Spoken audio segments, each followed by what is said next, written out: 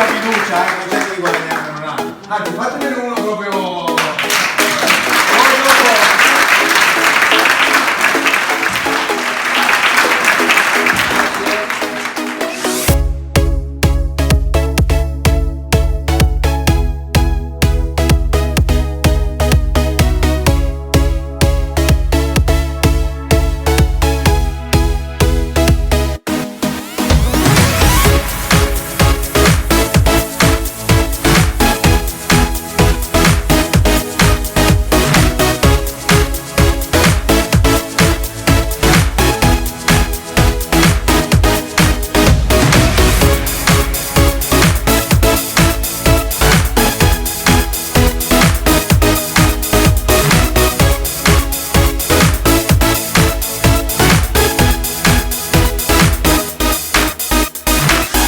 Di talento vince chi lo comunica meglio.